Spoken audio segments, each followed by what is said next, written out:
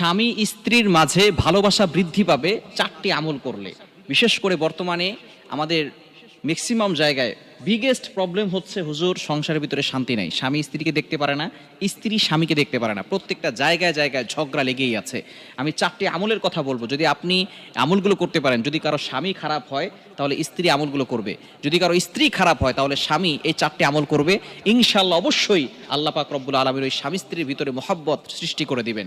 Number one, এক number হচ্ছে পবিত্র কোরআনুল কারীমের ভিতরে একটি আয়াত রয়েছে, সূরা ফুরকানের 74 নম্বর আয়াত। আমরা অনেকেই আমলটি করে থাকি, আমি নিজেও আমলটি করি, অনেক ওলামায়ে কেরাম আমলটি করে থাকেন এবং যারা আমলটি করেছে তারাও কিন্তু অনেকটা উপকৃত হয়েছে। আপনি আমলটি মাস্ট বি 5 ওয়াক্ত নামাজের পরেই করবেন।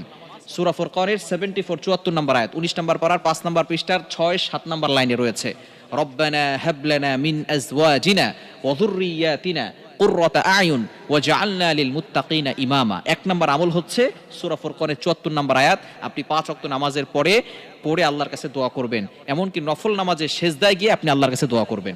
যেহেতু সেজদায় গিয়ে, ফরজ নামাজে নয়, ফরজ নামাজে সেজদায় গিয়ে কোরআনের কোনো আয়াত পড়া যাবে না, তবে নফল নামাজে আপনি সেজদায় গিয়ে দোয়ার ক্ষেত্রে কোরআনের আয়াত পড়তে পারেন, এতে কোনো সমস্যা নাই। তাহলে এক নম্বর আমল হচ্ছে সূরা ফুরকানের 74 নম্বর আয়াত বেশি বেশি পড়া। নাম্বার 2, দ্বিতীয় নাম্বার হচ্ছে উত্তম আচরণ করা। দুইজন উত্তম আচরণ করবে, একজন আরেকজনের সাথে ভালো ব্যবহার করবে। আমরা মানুষের সাথে ভালো ব্যবহার করি, কাস্টমার যে দোকান আছে কাস্টমারের সাথে ভালো ব্যবহার করে। যদি দোকানে কোনো মেয়ে আসে তাহলে তার সাথে খুব সুন্দর করে রস দিয়ে কথা বলে, স্ত্রীর সাথে ভালো করে কথা বলে না, এরকম পুরুষ সমাজে আছে না নাই?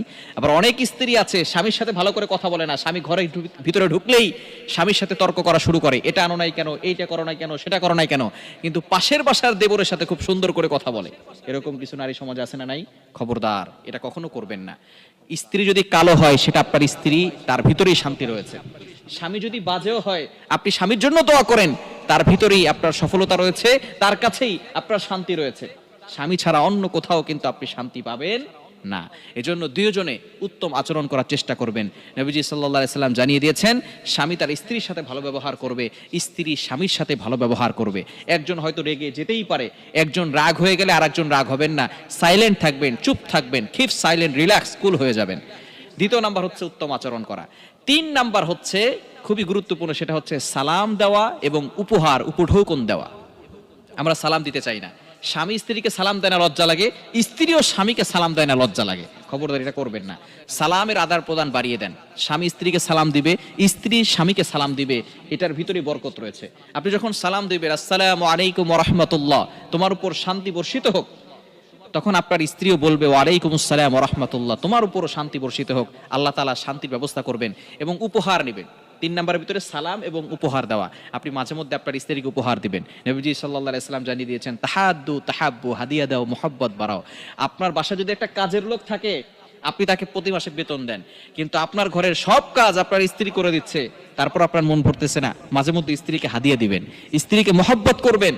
স্ত্রী যদি ফুলকে মহব্বত করে তাহলে একটা ফুল দিবেন, স্ত্রীকে মাঝে মধ্যে গিফট করবেন, তাহলে আপনার স্ত্রী আপনার প্রতি সন্তুষ্ট হয়ে যাবে। নবী সাল্লাল্লাহু আলাইহি ওয়াসাল্লামের হাদিস এটা, তাহাদ্দু, হাদিয়া দাও, তাহাব্বু, মহব্বত বেড়ে যাবে।